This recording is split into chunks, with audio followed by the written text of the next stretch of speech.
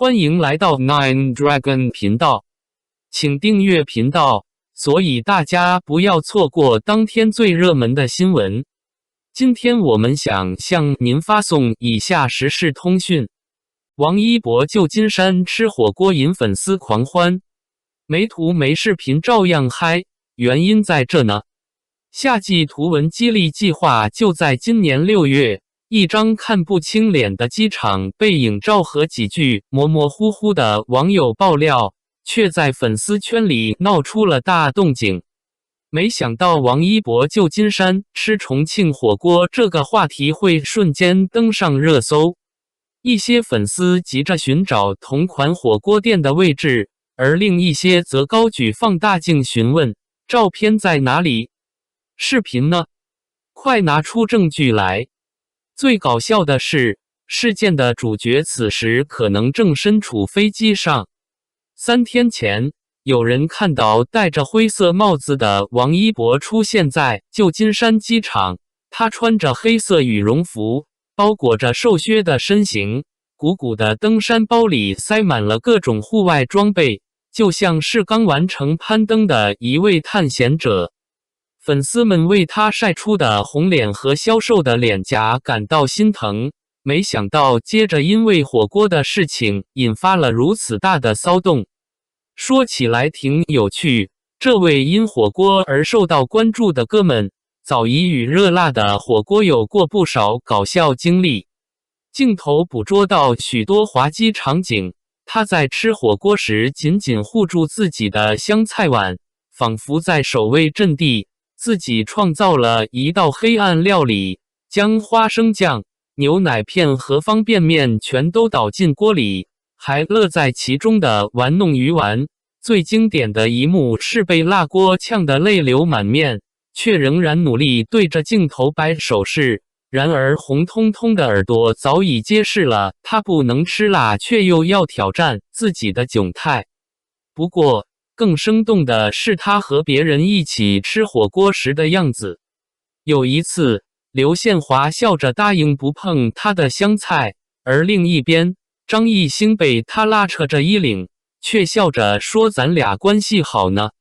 每当热气腾腾的火锅被端上桌，平时沉默寡言的王一博立刻变得异常生动。甚至有人翻出了5年前的视频，他举起油碟称这是剧组朋友教的，弹幕瞬间被肖战教的重庆吃法刷屏。这些热闹的用餐场面，反而展现了他私下更真实的一面，比那些经过精修的照片要生动得多。那么这次的旧金山火锅事件，明明没有照片或视频，为何粉丝们却如此兴奋呢？其实，这背后有3个原因。首先，从机场的背影中看到了他瘦削的轮廓，随即让我想起了《探索心境2》中他攀岩的场景，那句在美洲拍戏太辛苦的担忧瞬间变得异常真切。此时，在粉丝眼中，火锅变成了一种健康检测工具。实际上大家只是想确认他有没有好好吃饭。其次，重庆火锅对他而言意义非凡，从最初被辣得皱眉头，却依然想要继续尝试，到如今勇敢挑战麻辣锅，这简直是他乐于尝试的个性的真实写照。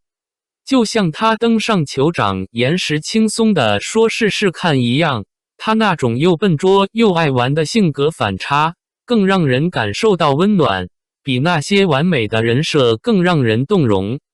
另外还有商业与关注之间的微妙平衡。有些人注意到，他背的那款安踏背包价格上涨了不少，而同款羽绒服也销售一空。粉丝的支持无疑让品牌感到高兴。但当艺人的生活细节都被贴上价格标签时，谁还记得那锅火锅最初象征的不过是普通人想要的一顿温暖的饭菜呢？或许答案早已隐匿于那些温暖的回忆中。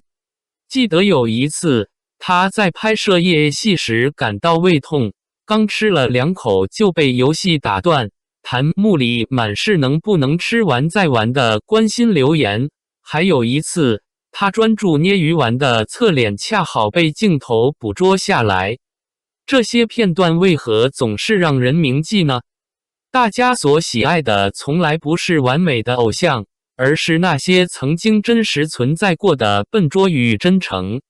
航班一落地，接机口便闪烁起一片灯光，粉丝们高举着欢迎回家吃火锅的标语。尽管没有人能确认那些关于火锅的传闻是否属实，王一博在录制完这段节目之后也有一些任务。虽然他们几个在一起出去吃火锅的时候聊的话题都是一些关于工作的，可以看得到他们也是相当的敬业了，甚至在节目中没有解决的事情坐下来也会好好的沟通。大家也都知道，如果导演和嘉宾坐在一起吃饭的话，看起来也是感觉有一点点别扭的，但是他们的氛围在一起，感觉就像是老朋友聚会一样，非常的轻松。而且王一博在面对镜头的时候也是丝毫没有顾及自己的形象，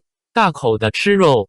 看到这样的画面，就可以感觉到王一博当时也是非常轻松的，可以看得到当时他们吃火锅的场景还是非常愉快的。再加上王一博当时吃的火锅也是辣的，所以可以看得到时他也是汗流浃背的。大家也都知道王一博是不爱吃辣的，所以他对辣的程度也是有限的。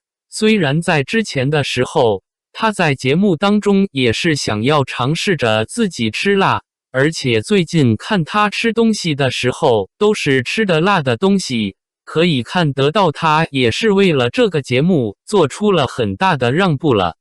如今锅底的辣味早已不再重要，真正让人热血沸腾的是那份人间情缘。正如他在年初的纪录片中笑着提到，27岁，我的人生才刚开始。粉丝们以实际行动做出了回应，无论是在悬崖边缘还是火锅桌旁，那抹绿色的光芒始终在等待真实的王一博。王一博就像一颗耀眼的星星，在娱乐圈的天空中散发着独特的光芒。他用自己的实力和态度，赢得了无数人的喜爱和尊重。对于那些慕强的人来说，又怎么可能不喜欢他呢？九龙编辑委员会相信在未来的日子里，他会继续凭借自己的信念和实力，书写属于自己的辉煌篇章。